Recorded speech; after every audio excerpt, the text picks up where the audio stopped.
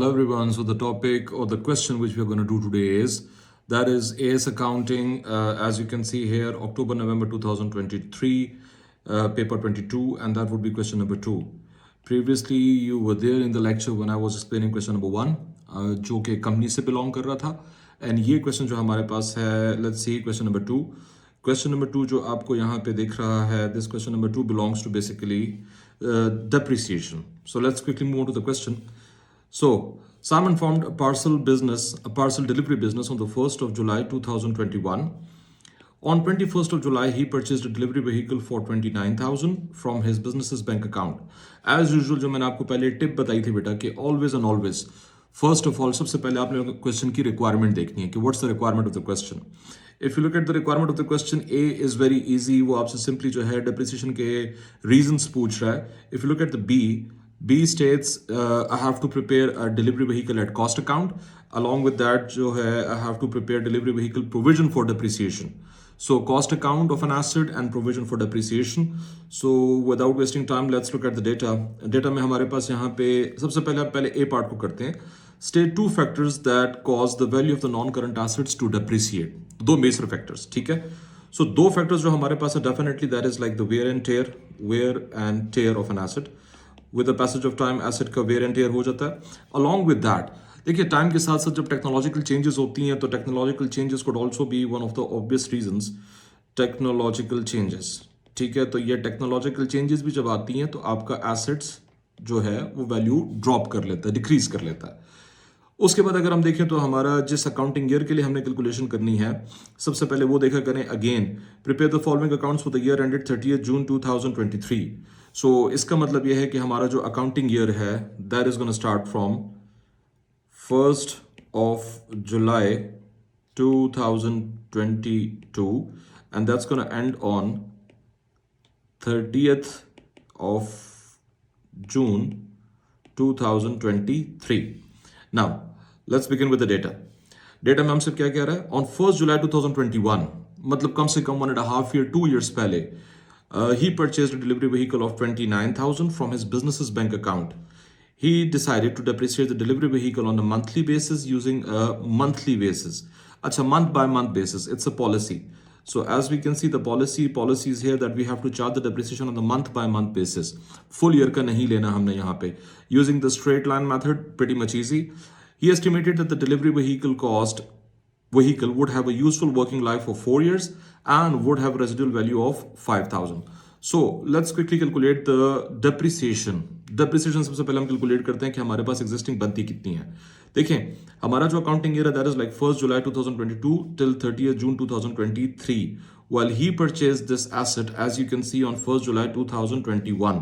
तो ये previous accounting year में इसने परचेज किया है, that is like the 1st of July 2021.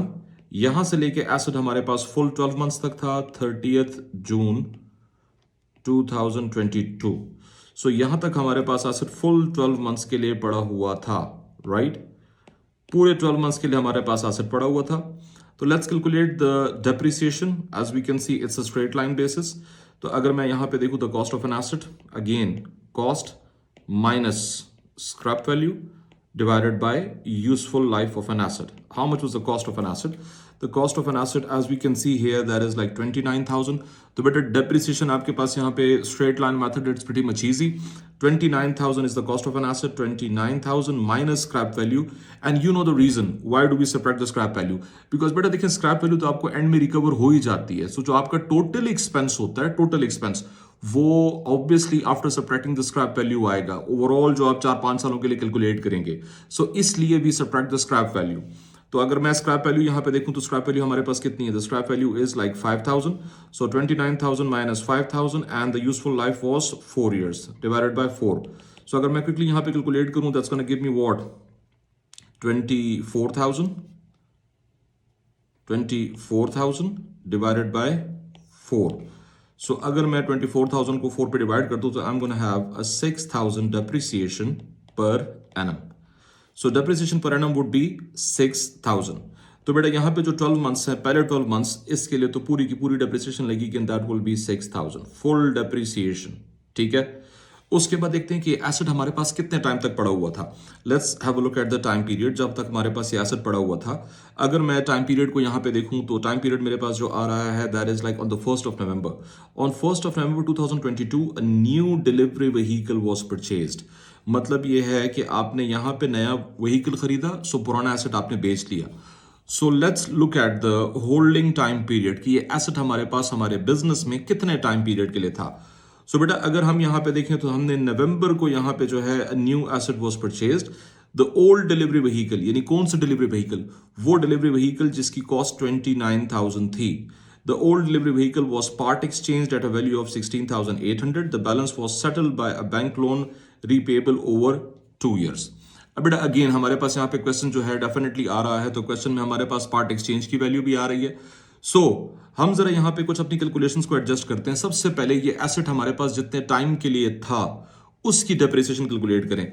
तो बेटा 12 मंथ्स के लिए तो हमारे पास ये पूरे का पूरा एसेट था। उसके बाद अगर आप देखें तो आपने एसेट को सेल कब किया, आपने यहाँ पे एसेट को जो है तकरीबन 1st ऑफ नवंबर को जो है एसेट आपका सेल आउट हुआ, ठीक है, डिस्पोज ऑफ हुआ। अगर मैं देखूं तो सेकंड अकाउंटिंग पीरियड में हमारे पास एसेट कितने टाइम के लिए था।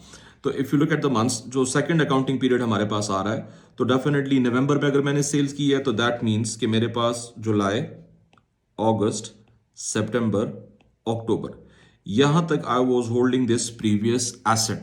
सो 12 मंथ्स की पूरी डेप्रिसिएशन प्लस अगर मैं यहां पे कैलकुलेट करता हूं तो यहां पे कितनी बनेगी मेरे पास 6,000 is per annum. Definitely 6,000 divided by 12 multiply by 4. That's gonna give you around तकरीबन ये आपकी डेप्रिसिएशन बनेगी कुछ 2,000। तो बेटा 2,000 डेप्रिसिएशन आपके पास बन रही है जहां तक ये एसेट आपके पास था।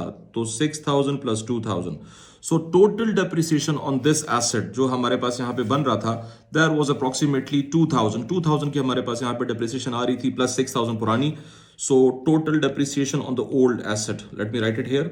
Total depreciation on old asset या वो एसेट जिसको हमने डिस्पोज ऑफ कर लिया है, डिस्पोज्ड ऑफ, वो कितनी डेप्रिसिएशन थी बेटा, वो हमारे पास थी definitely 6,000 plus 2,000, that's gonna give me what 8,000।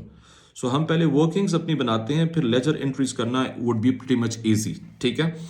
सो एक तो हमारे पास ये 8,000 था। अब इसके बाद डेफिनेटली अगर मैं यहाँ पे टाइम फ्रेम देखूं तो हमने न्यू एसेट का परचेज किया है। यहाँ पे इस पॉइंट पे आके I have purchase a new asset. तो अगर मैं यहाँ पे न्यू एसेट की बात करूं तो definitely you have bought it in November में आपने खरीदा।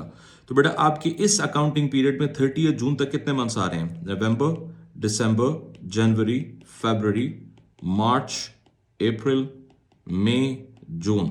सो 1 2 3 4 5 6 7 8 मंथ्स तक के लिए ये नया एसेट था एंड ऑब्वियसली आपके पास प्रीवियस 4 मंथ्स के लिए ओल्ड एसेट था। So let's calculate the depreciation for the new asset as well, फिर बाद में हम इसके टी अकाउंट्स बनाएंगे। अगर आप देखें तो बेटा न्यू एसेट आपने यहाँ पे कितने का परचेज किया था, new asset was purchased at a cost of 44,000 was the cost. And ये कॉस्ट कैसे बनी, पुराने एसेट को डिस्पोज ऑफ करके और कुछ और पेमेंट जो है आपने बैंक से लोन वगैरह लेके जो है ये कर दिया। अब इस एसेट के बारे में आपको कहता है कि it was having a useful life of 5 years and a residual value of 8,000। So let's calculate the depreciation for the second asset. Again using the same formula, cost minus scrap value जिसको हम residual value भी कहते हैं divided by useful life। तो बेटा asset की cost कितनी थी 44,000 से आपने स्क्रैप वैल्यू लेस करनी है। How much was the scrap value, the scrap value was 8,000। तो 44,000 minus 8,000 divided by useful life, useful life कितनी थी, that was 5 years, that was 5 years। तो बेटा 44 माइनस है, that's gonna give you what 36,000 divided by 5। तो बेटा यहाँ पे आपके पास कितना बनता है, if you calculate it 36,000 divided by 5, that's gonna give you 7,200। तो बेटा आपके पास जो डेप्रिसिएशन बनती है 7,200, but that is per annum, ये पर एनम का बन रहा है। Obviously we don't want the figure for per annum. हमारे पास ये एसेट कितने टाइम पीरियड के लिए पड़ा था, if you look at this, तो बेटा मेरे पास ये एसेट तकरीबन 9 मंथ्स के लिए, सॉरी 1 2 3 4 5 6 7 8, मेरे पास 8 मंथ्स के लिए एसेट पड़ा हुआ था। So we just have to charge the depreciation for 8 months. So 7,200 divided by 12 into 8. So let's see कि हमारे पास कितनी डेप्रिसिएशन बन रही है, 7,200 डिवाइडेड बाय 12 इंटू 8। तो बेटा that's giving me an answer of 4,800। तो बेटा हमारे पास ये एसेट डेप्रिसिएशन जो बन रहा है इस अकाउंटिंग पीरियड में वो 4,800 है। तो 4,800 is basically new assets depreciation, new assets depreciation. So बेटा हमारे पास इस अकाउंटिंग पीरियड में which is starting from the 1st of July 2022 and that's going to end on 30th June 2023, we were typically holding two assets. 4 months के लिए हमारे पास पुराना asset था और बाकी जो हमारे पास 8 months रह गए वो हमारे पास नया एसेट था। सो जो ओल्ड एसेट है उस पर डेप्रिसिएशन 8 था, उस पर हमारे पास जो डेप्रिसिएशन आ रही है that was like 2,000 for the 4 months। And जो इन 8 months के लिए था, न्यू 8 months के लिए, ये हमने अभी कैलकुलेट किया, वो कितना था, दैट वाज लाइक 4,800। सो बेटा हमारे पास इस अकाउंटिंग ईयर में जो डेप्रिसिएशन चार्ज जाएगा that will B 2,000 plus 4,800। So in total जो हमारे पास चार्ज जाएगा that will be 4,800 plus 2,000, that's going to give me 6,800. This is the depreciation which is going to go to income statement as a charge for the year. Charge for the year. Clear? Okay. One last thing. इसकी calculation भी यहां पे कर लें। देखें disposal हुआ है, जब आपका डिस्पोजल हुआ है तो definitely you have to calculate the profit and loss on disposal. So अगर मैं डिस्पोजल यहां पे देखूं कि डिस्पोजल हमारे पास कितना हुआ है, अच्छा डिस्पोजल के लिए डेफिनेटली एसेट हम देखेंगे कि एसेट हमारे पास कॉस्ट ये है, टोटल डेप्रिसिएशन टिल डेट कितनी लगी है इसके ऊपर। तो अगर मैं यहां पे देखूं the asset which was disposed was having a cost of 29,000 से हम प्रोविजन फॉर डेप्रिसिएशन, जिसका अल्टरनेट नेम आपको याद रखना, देखें provision means it's a total depreciation, accumulated depreciation तमाम ईयर्स को मिला के। सो प्रोविजन या accumulated depreciation there was how much, हमने ऑलरेडी कैलकुलेट की हुई है 6,000 हमने इस मंथ कर लिया, ये 6,000 12 मंथ्स की फुल डेप्रिसिएशन प्लस इसमें हमारे पास एसेट 4 मंथ्स के लिए था, तो 4 मंथ्स की कितनी डेप्रिसिएशन बनती है, that was 2,000। So total depreciation हमने लिखा हुआ है ऑलरेडी, जो हमने एसेट बेच लिया वो कितना था 8,000। सो 29,000 का एसेट था, 8,000 जो है ये आपका डेप्रिसिएट हो गया था टोटल। तो आपके पास नेट बुक वैल्यू कितनी रह गई, नेट बुक वैल्यू वाज 21,000। सो बेटा वो एसेट जिसकी नेट बुक वैल्यू 21,000 थी, 21,000 का एसेट आपने कितने में बेचा, if you see the disposal proceeds, जो पार्ट एक्सचेंज में आपका ये एसेट बिका दैट वाज 16,800। सो बेटा अगर एक एसेट की नेट बुक वैल्यू 21,000 है और आपने इसको डिस्पोज्ड ऑफ किया, डिस्पोजल प्रोसीड्स आपको मिल रहे हैं 16,800, तो मुझे बताएं आपने प्रॉफिट किया कि loss, what is it, definitely you have made a loss, आपने लॉस किया। क्विकली कैलकुलेटिंग द लॉस, अगर आप लॉस को कैलकुलेट करते हैं तो यहां पे आपके पास बनता है 4,000, जी कितना लॉस बनता है 4,200 is the loss on this asset. So जो आपने डिस्पोजल कर लिया उसके ऊपर आपका लॉस बनता है यहाँ पे, ठीक है। So we are done with all the workings here, we are done with all the workings, let's start with making the T accounts.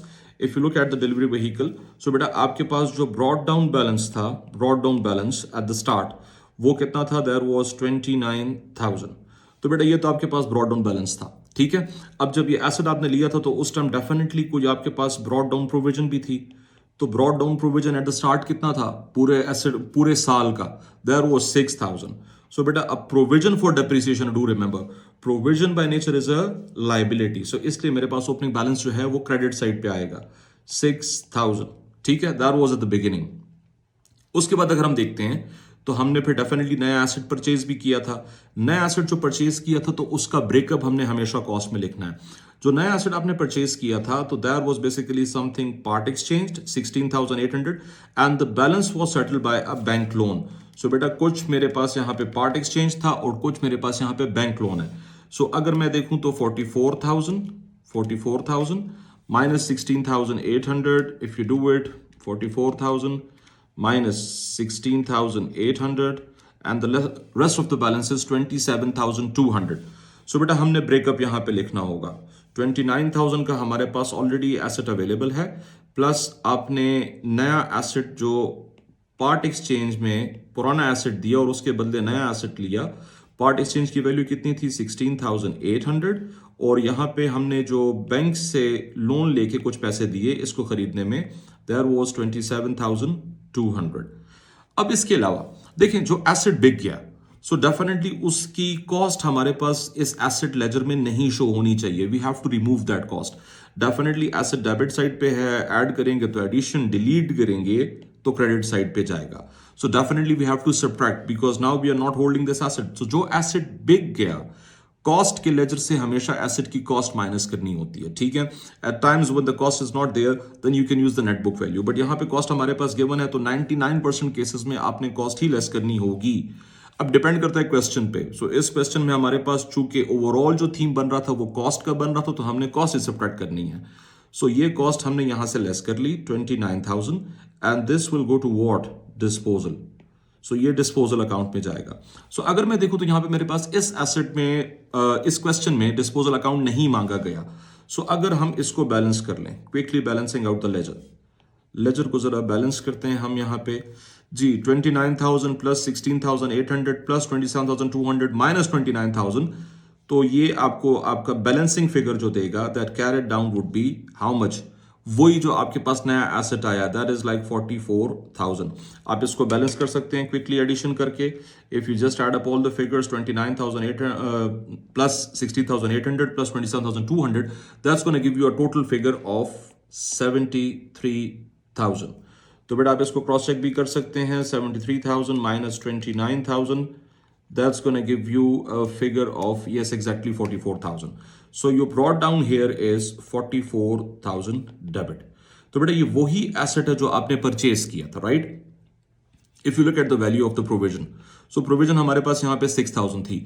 अब कॉमन सेंस से बताएं जो एसेट आपने डिस्पोज्ड ऑफ कर लिया, बिक गया एसेट, तो क्या उसकी डेप्रिसिएशन वहां पे शो होनी चाहिए? नो, उसकी डेप्रिसिएशन को भी हमने सब्ट्रैक्ट करना है। तो उसकी डेप्रिसिएशन को सब्ट्रैक्ट करने के लिए definitely provision for depreciation. If you want to increase the depreciation तो I will be doing entries on the credit side. If I want to decrease the depreciation I will be doing entries on the debit side. In this situation I will be decreasing, ठीक है।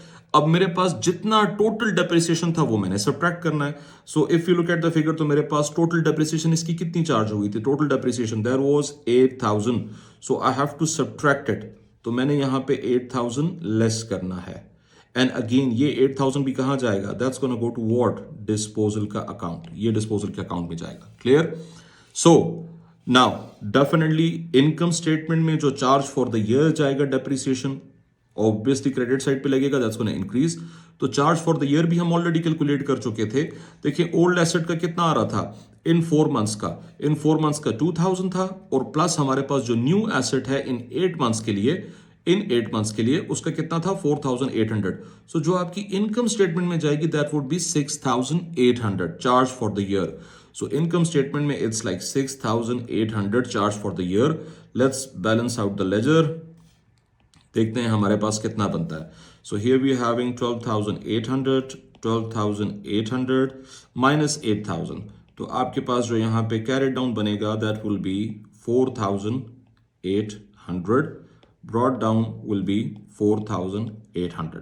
That's it, we are done with it, right. So workings मैंने पहले ऊपर ही बना ली थी ताकि आपको यहाँ पे इजी हो एंड इसके साथ साथ जो है question okay fine, we are left with 2 more parts of it, 2 more parts. Calculate the profit and loss, yes luckily we have already calculated that. हमने ऊपर ही कैलकुलेट किया था profit and loss on disposal, आपको याद होगा यहां पे मैंने वो प्रॉफिट एंड लॉस कैलकुलेट किया था। तो जस्ट क्विकली मेंशनिंग इट, आपके पास जो नेट बुक वैल्यू 21,000 रह गई थी उससे आपने डिस्पोजल का लेस किया था, आपके पास यहाँ पे 4,200 का आ गया। सो हम यहाँ पे ऑलरेडी कैलकुलेशन कर चुके हैं, एक मरतब और हम लिख लेते हैं। Net book value of an asset was कितना? Net book value, the net book value was 21,000 and 21,000 का एसेट जब हमने डिस्पोजल प्रोसीड्स किया, डिस्पोज्ड ऑफ किया तो 16,800 में किया। तो इससे मेरे पास जो यहाँ पे लॉस आ रहा था that loss was how much, we have already calculated it, that's the benefit 4,200। So but just mentioning the loss over here, that is like 4,200. Done with that. Okay. Okay. Quickly moving on towards the next and the last part of it. Explain why it may be more appropriate to depreciate the motor vehicle using the reducing balance method rather than the straight line method. देखें, motor vehicle जो आपके पास होता है definitely कुछ ऐसे assets होते हैं जिनकी with the passage of time they lose their value, उनकी एफिशिएंसी कम हो जाती है.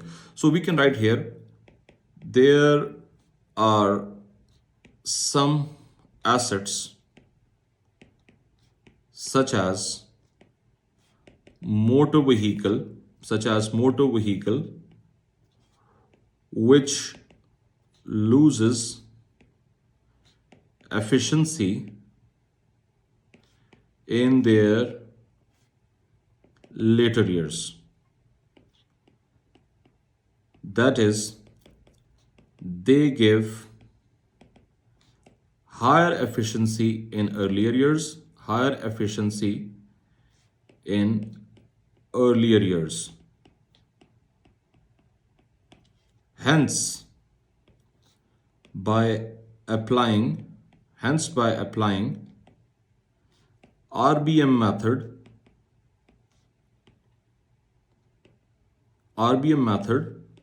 more depreciation will be charged in early years and less in later years, thus fulfilling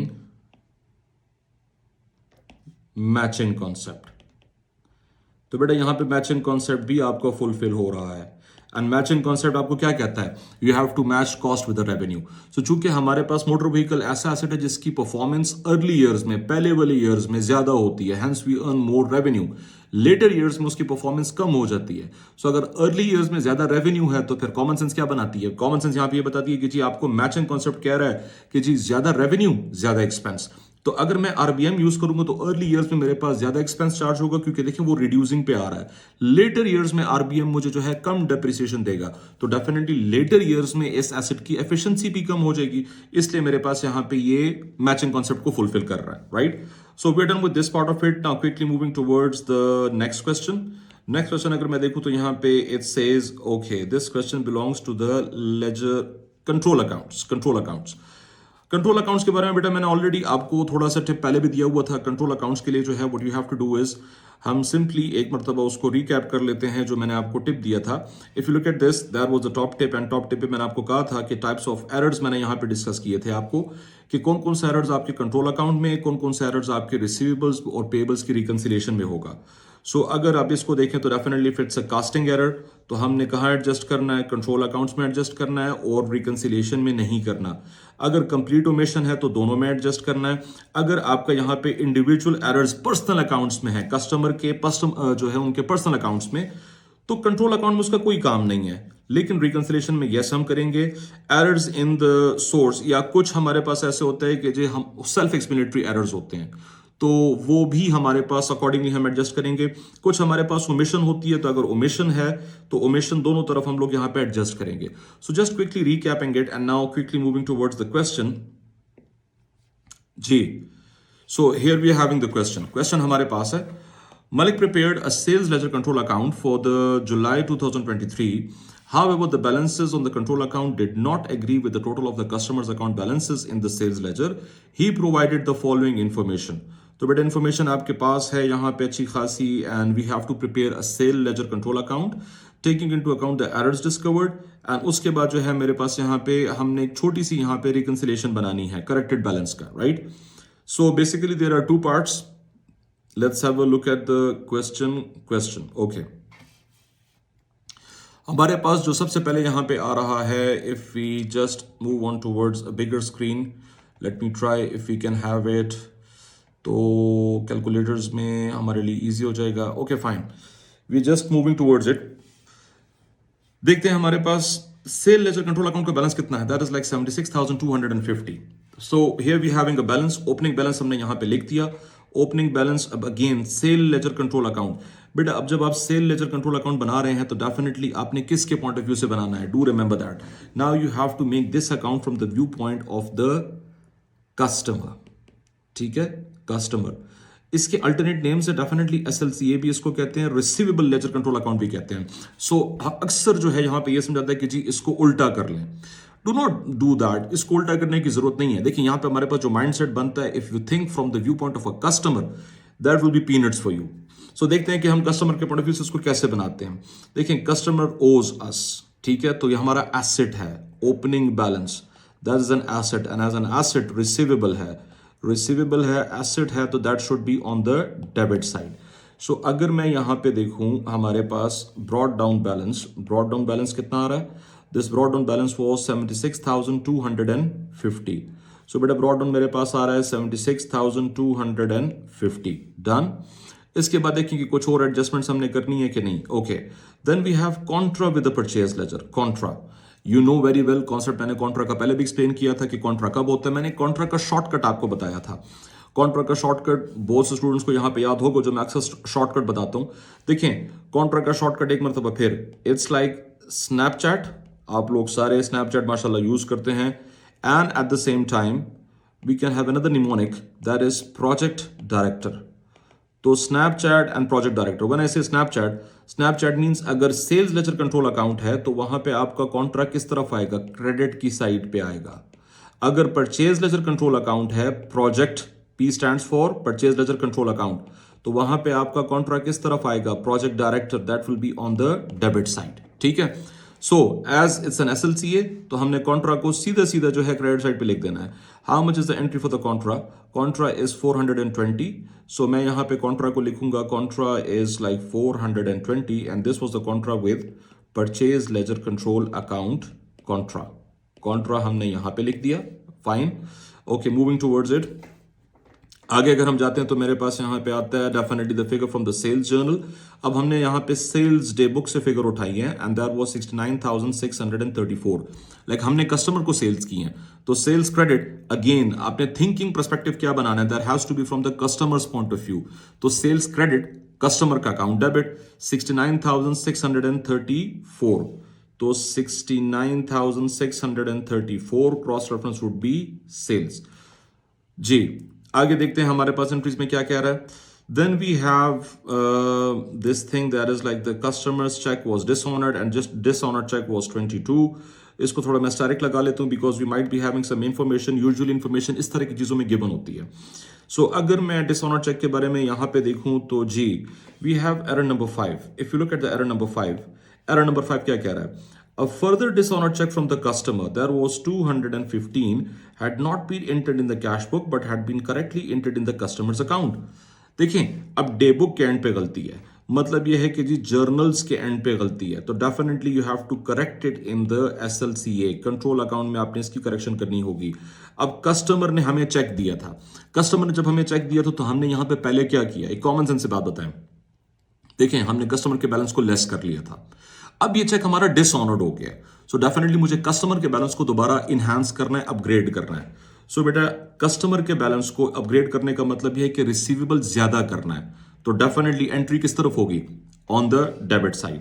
सो एक 215 की ये थी और एक मेरे पास 22 की ये थी।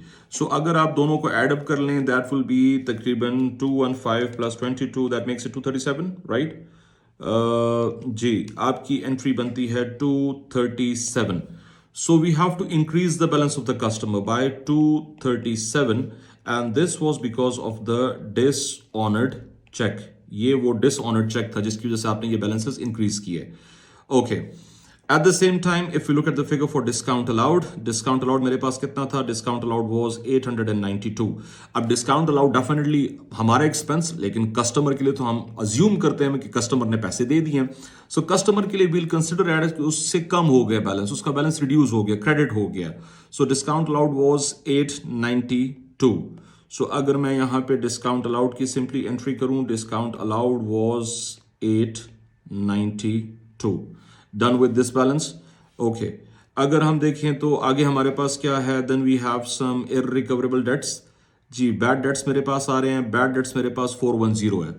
जी कॉमन सेंस से बताएं कि बैड डेट्स क्या, डबल एंट्री क्या होगी। देखिए बैड डेट हमारा एक्सपेंस है, तो चूंकि बैड डेट हमारा एक्सपेंस है तो हमारे लिए यहाँ पे डेबिट होगा, लेकिन हम ज्यूम करते हैं कि अब कस्टमर पैसे नहीं दे रहा, सो उसके बैलेंस को हमने लेस करना है।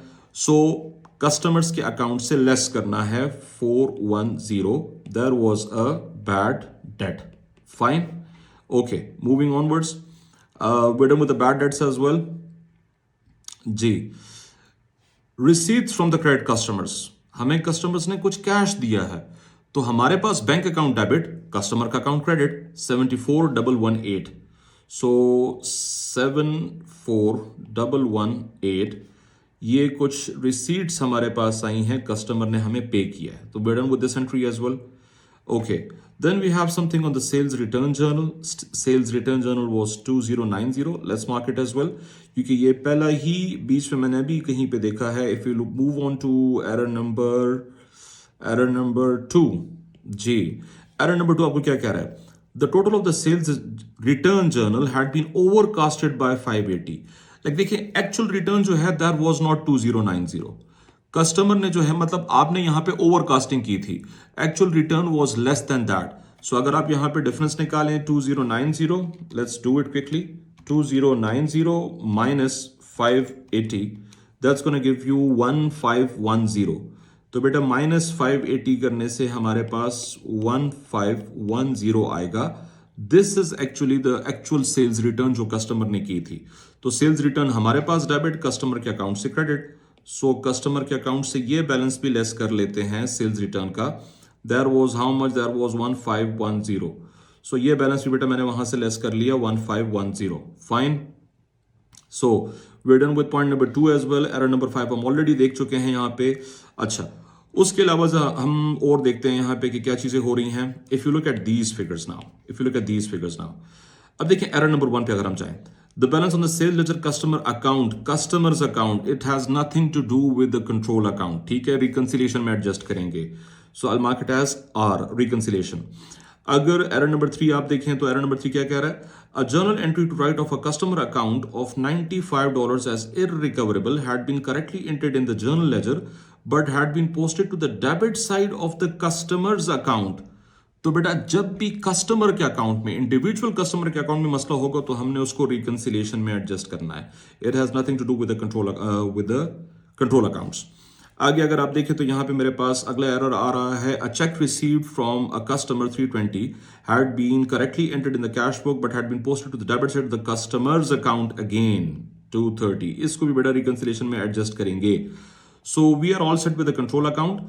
Let's quickly add up all the figures of the control account. जरा control account को पहले यहाँ पे इसका closing निकालते हैं. Then after finding the closing, then we can move on towards next or other things. Ji, so let's quickly find out the totals of the control account. जी, मेरे साथ साथ प्लीज आप लोग भी कैलकुलेट करें. I'm giving you time. 76,250 quickly बेटा, plus 69,634 plus 273. Ji quickly, I'm waiting for the answers. कितना बनेगा हमारे पास? जी मुझे ठीक है जी, I can see in the chat box.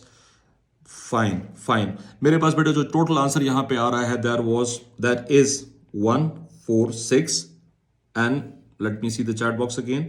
That is 146,121. आप क्रॉस चेक कर सकते हैं. 146,121 माइनस ऑल दीज. तो आपके पास बेटा कैरी डाउन कितना आना चाहिए? Quickly give me the figure for the carry down. देखिए इससे पहले क्या क्या सब्ट्रैक्ट करना है आपने. 420 को आप सब्ट्रैक्ट करें, उसके बाद जो है 892 को सब्ट्रैक्ट करें, देन 410 को सब्ट्रैक्ट करें, देन 74,118 को सब्ट्रैक्ट करें, देन 1510. फाइनली हमारे पास ये तमाम बैलेंसेस जो आपने सब्ट्रैक्ट करने हैं. आपके पास जो कैरी डाउन बैलेंस आएगा दैट विल बी जी कितना आ रहा है? चैट बॉक्स में मुझे दिख रहा है दैट इज लाइक 68771. 68771. सो बेटा आपके पास ब्रॉड डाउन यहां पे कितना आ गया? 68771. ये बैलेंस तो आपके पास यहां पे आ गया. We are done with it. जी किसी और का कोई और फिगर आ रहा है? नो. 3 1 2 3 फिगर्स मेरे पास आ गए हैं. आप लोग खुद भी क्रॉस चेक इसको कर सकते हैं. फाइन. सो अब moving on to the final 3 errors जो हमने वहां पे मार्क किए थे ये ब्लैक में. Error number 1, error number 3, error number 4. इन तीनों का इफेक्ट अब हमने देखना है. मैंने आपको बताया था कि this has to be adjusted in word reconciliation. So अगर मैं यहां पे बैलेंस देखूं तो मेरे पास कुछ ऑलरेडी उन्होंने ब्रॉड डाउन गिवन है. ठीक है, 69,211. इसमें आप देखें तो मैं ऐड और लेस करता हूं कि मेरे पास कौन कौन सी फिगर्स आती हैं. सो सबसे पहले the balance on the sales ledger control account had been undercasted by 300 मतलब आपने सेल्स कम रिकॉर्ड की थी। तो इसका मतलब अल्टीमेटली क्या हुआ कि now you have to increase the sales, यानी आपने कस्टमर्स को बैलेंस को इंक्रीज करना है by 300। So definitely you should write it here, I call it as error 1. Error 1, definitely it will increase the balance on the customer's account. G. Moving on to error number 3, a journal entry to write off the customer's account balance of 95 as irrecoverable had been correctly entered in the journal ledger but had been posted to the debit side of the customer's account. Customer, अब देखें इस तरह की entry को सबसे पहले आप mistake लिख लिया करें। मैं हमेशा ये प्रेफर करता हूं, always write the mistake. Mistake क्या था? अब देखिए बैड डेट है, एज एन एक्सपेंस डेबिट होगा, कस्टमर के अकाउंट से क्रेडिट होगा। आपने क्या किया एक्सक्यूज मी, आपने डेबिट किया यहां पे, आपने डेबिट किया यहां पे कस्टमर के अकाउंट को, कितने से डेबिट किया? आपने यहां पे डेबिट किया है उसको 95। दैट वाज योर मिस्टेक, ठीक है। तो सबसे पहले मिस्टेक को रिवर्स करें। रिवर्स करने का तरीका, equal and opposite entry, credit करेंगे आप कस्टमर के अकाउंट को, कितने से? 95 से। तो ये आपने पहले मिस्टेक को रिवर्स किया। अब आपने करेक्ट एंट्री भी तो करनी है, दोबारा क्रेडिट करेंगे कस्टमर के अकाउंट को, कितने से? 95 से।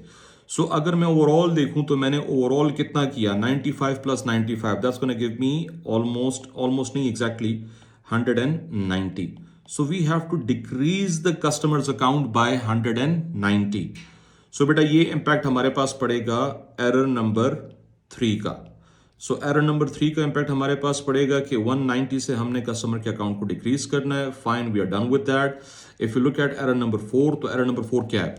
A check received from the customer of $320 had been correctly entered in the cash book but had been posted to the debit side of the customer's account. देखें, कस्टमर हमें check देता है, what would be the double entry? हमारे पास bank account debit हो जाता है, customer account credit हो जाता है। लेकिन यहाँ पे एज आई ऑलवेज से, आप पहले मिस्टेक यहाँ पे लिख लिया करें। मैं मिस्टेक यहाँ पे लिख दूंगा। Okay fine, let me find some suitable space. Debit side of the customers account was 230 और एक्चुअल कितना था? 320। सो मैं इधर ही थोड़ा सा साइड पे मैं जगह बना लेता हूँ and I am gonna rewrite it again here. जी fine, that's gonna give me a suitable space. I am using this block for this error. Okay, always write the mistake first, ठीक है। Mistake आप अपने पास लिखें। Mistake क्या था? Let's read out again. Customer ने हमें चेक दिया है, दैट वाज 320, लेकिन आपने उसको एंटर किया है एज अ 230। न सिर्फ 230 कम एंटर किया है, बट आपने डेबिट साइड पे एंटर किया है। सो मिस्टेक वाज, आपने डेबिट किया था कस्टमर के अकाउंट को, कितने से डेबिट किया था? 230 से। अब बेटा सबसे पहले मिस्टेक को रिवर्स करें।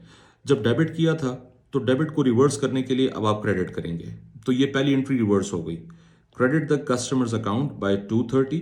अब एक्चुअल ठीक वाली एंट्री भी तो करनी थी, तो ठीक वाली एक तो क्रेडिट आपने करना ही करना था कस्टमर को 230 ये से, प्लस आपने कम किया था उसको, तो आपने दोबारा उसके बैलेंस को, यानी उसने आपको पेमेंट ज्यादा की थी। A cheque received from the customer was 320, लेकिन आपने 230 लिखा, तो मतलब आपने 90 से कस्टमर का बैलेंस कम लिखा था, हालांकि वो आपको पे कर चुका था। तो मजीद क्रेडिट करना है, मजीद क्रेडिट करना है कस्टमर के अकाउंट को, कितने से? That is 90। सो अगर आप ओवरऑल इसका इफेक्ट देखें तो आपने कस्टमर के बैलेंस को कितने से जो है क्रेडिट कर दिया, कितने से रिड्यूस कर दिया? That is 230 plus 230, wait, 230 plus 230 plus 90, so 550। So बेटा अगर आप आखिर में देखें तो आपका यहाँ पे कस्टमर का जो अकाउंट है, ये एरर नंबर 4 की वजह से, that was error number 4 I guess, yes, error number 4। तो बेटा एरर नंबर 4 का इफेक्ट भी आपके पास क्या आएगा? You have to reduce the balance by 550। So customer के बैलेंस को मैंने 550 से रिड्यूस किया। अगर आप टोटल इंक्रीज देखें, टोटल इंक्रीज वाज 300, एंड अगर आप टोटल डिक्रीज देखें तो that was 550 plus 190, so total decrease was 740। So अगर आप दोनों को नेट ऑफ कर लें, 740 minus 300, that is gonna give you a figure of 440। सो बेटा आपका यहां पे नेगेटिव आ रहा है 440, that means your corrected balance would be, just do it quickly, 6969211 minus 440, wait, minus 440, that's gonna give you 68,771। Yes, corrected balance and control account का बैलेंस। So both the balances, अगर आप देखें तो both the balances are now equal, hence the errors are being rectified and verified. Okay, state two limitations in the preparation of the control account. ठीक है, so बेटा limitations मैं यहाँ पे जो लिखूंगा सबसे पहले, control accounts can only verify the arithmetic accuracy. इससे ज़्यादा ये कुछ आपको हेल्प आउट नहीं करता, क्योंकि आपके रिकंसिलिएशन जब आप बनाते हो तो मैथमेटिकल चेक आपको ये बना के देता है. ठीक है. दूसरा, कंट्रोल अकाउंट की जो सबसे बड़ी लिमिटेशन है, इफ यू रिमेंबर, तो हमने कुछ एरर्स पढ़े थे, याद है आपको? वो 6 टाइप के एरर्स हमने पढ़े थे. वो कौन से एरर्स थे? Those were the errors which were not revealed by the trial balance. For example, control account does not reveal the errors such as error of commission, error of principal, error of omission. और भी 3 errors थे, but just like 2-3 mentioning 2-3 are enough. Hardly 2 marks है आपके पास. So बेटा that's it, we are done with the question. Thank you so very much.